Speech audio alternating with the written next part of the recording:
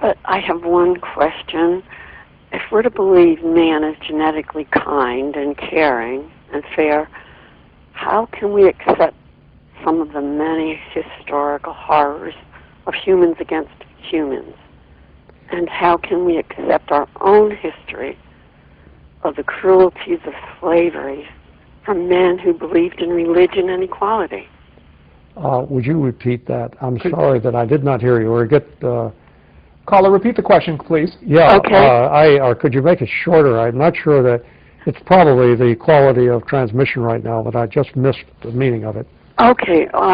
Well, you had said man is genetically kind and caring. Capable of kindness. Capable of it. Kindness and caring. Okay. Capable of aggression and selfishness also. Okay. Yeah. Well, okay, because I don't know how we can accept some of the horrors of history, and particularly our own history of slavery. Yeah. I think it's embedded in the trait of humanity that we haven't paid enough attention to, tribalism. We're often nowadays saying, well, you know, religious extremism is the cause of all our troubles. It isn't. It's the instrument and the proximate justification extremists use. You know, is that they are obeying God when they kill, murder, take over. But what really is shall I say it, the Achilles heel of humanity is tribalism. We have a powerful tendency, undeniable, to form groups and to seek identity in a group, to submerge ourselves in the purposes of the group, to have something in our minds and in our goals larger than ourselves to obey and support. And that takes the form of, well, there are various forms of which the group, ways the group can be identified. It can be a physical area. It can be a particular religion. It can be an ideology. And the important thing is that people, or it can be a soccer team.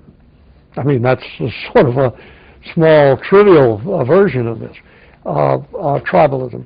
But it's very powerful.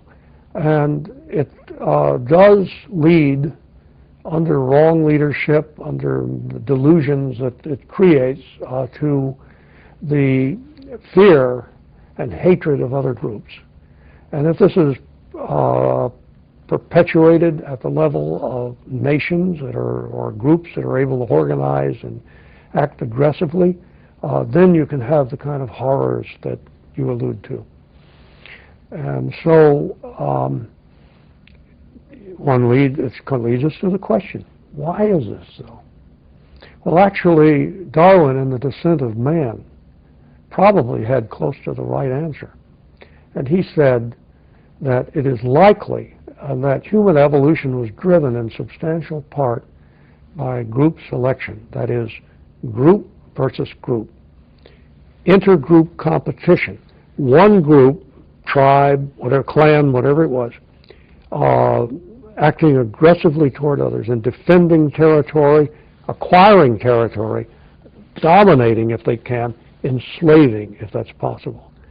And that notion, and there's perfectly good models, incidentally, genetic models, that show how this then could drive the mental capacity, could drive aggressive instincts, other, how shall I say it, more dangerous tendencies of human nature to produce the compound kind of creature we are today.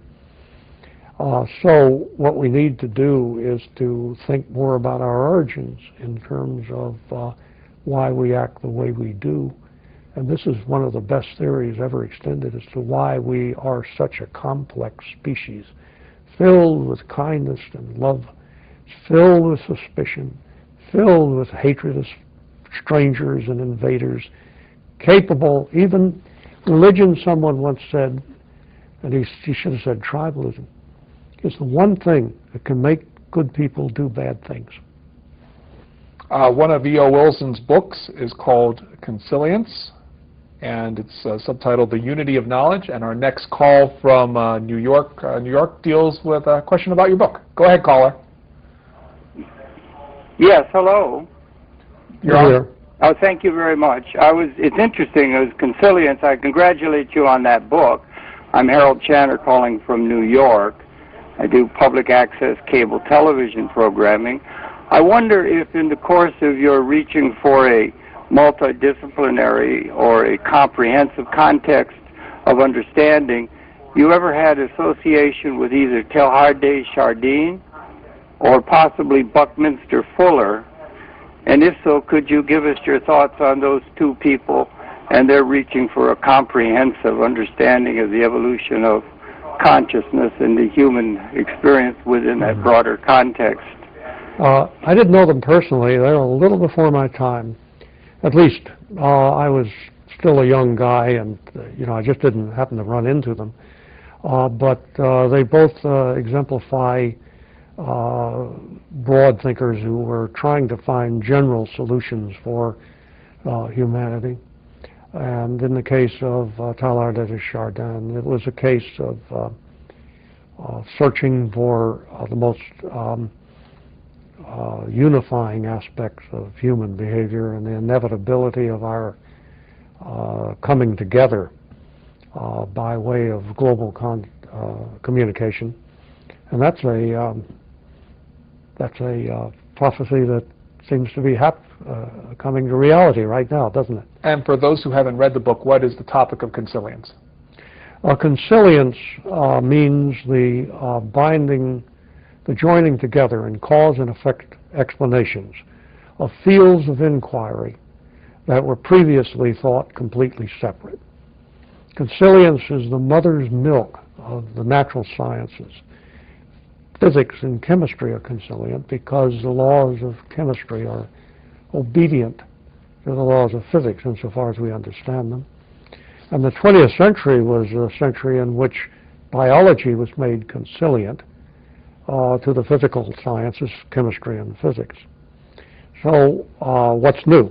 Well, what's new is the possibility, which is examined in this book, Consilience, the Unity of Knowledge, that we are on the verge of uniting the social sciences and even aspects of the humanities to the natural sciences, and particularly evolution